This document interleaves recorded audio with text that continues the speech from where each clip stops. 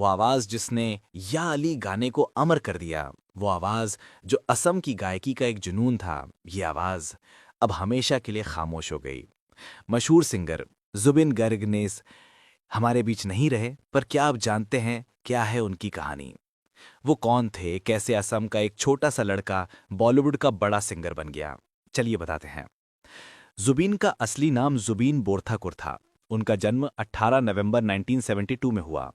मेघालय के छोटे से शहर में जन्म हुआ। घर में संगीत का माहौल था। पिताजी मजिस्ट्रेट होने के साथ साथ एक शायर भी थे और माँ खुद सिंगर थीं।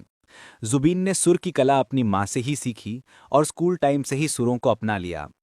जुबीन इतने होनहार म्यूजिशियन थे कि तबला समेत 12 म्यूजिक इंस्ट्रूमेंट के मास्टर बन चुके थे। मतलब ये आवाज सिर्फ गायन तक सीमित नहीं थी, वो एक पूरा म्यूजिकल यूनिवर्स थे। कहते हैं जुबीन ने सिर्फ 3 साल की उम्र में ही गाना शुरू कर दिया था। सोचिए, जब हम खिलौनों से खेल रहे होते हैं तब वो राग और ताल में डूब चुके थे। सिर्फ 13 साल की उम्र में ही जुबीन ने अपना पहला गाना कंपोज किया था और तभी माता पिता को भी समझ में आ गया था कि हमारा बेटा टैलेंटेड है। जुबीन में बचपन से ही म्यूजिक के लिए क्रेज था। गुरु रॉबिन बैनर्जी से तबला सीखा, गुरु रोमिन वाय से असम का फोक म्यूजिक सीखा। यही तो उनकी फाउंडेशन थी। किसी भी असल इरादे की तरह जुबीन के सफर में भी कठिनाई बनी रही। कॉलेज छोड़ा, संगीत के लिए जी जान लगा दी। छोटे छोटे शो किए और धीरे धीरे वो असम और उसके आसपास के इलाकों में पहचान बनाते गए। स्कूल के दिनों से ही वो गाना लिखते थे और यही गाना लिखना उन्हें बाकी कलाकारों से अलग बनाता था।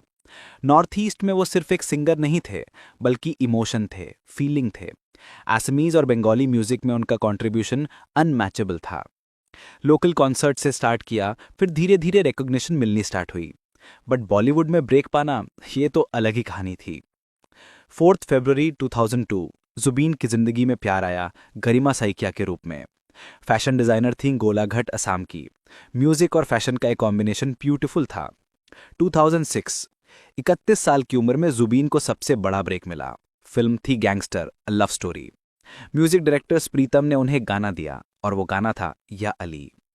या अली, या अली, रहम वाली या अली। ये सिर्फ एक गाना नहीं था, ये तो जादू था। इमरान हाशमी के लिप्स पर जुबीन की आवाज, कंगना रनावत का डांस और शाइनी आहूजा की एक्टिंग। बट सबसे ज्यादा याद रहा जुबीन की पैशनेट सिंगिंग। इस गाने ने ओवरनाइट जुबीन को नेशनल सेलिब्रिटी बना दिया। नॉर्थ ईस्ट का लड़का जो सिर्फ रीजनल सर्किट्स में फेमस था, अचानक से पूरे इंडिया में हाउस होल्ड नेम बन गया। या अली की सक्सेस के बाद कई डोर्स खुल गए, बॉलीवुड में और प्रोजेक्ट्स मिले। बट जुबीन का दिल हमेशा नॉर्थ ईस्ट के म्यूजिक में ही था। जुबीन सिर्फ सिंगर नहीं थे, वो एक कंप्लीट आर्टिस्ट थे। Music director, composer, lyricist, music producer, actor, film director, film producer, इतने रोल्स एक साथ हैंडल करना, ये सिर्फ जुबीन जैसा वर्सेटाइल आर्टिस्ट ही कर सकता था।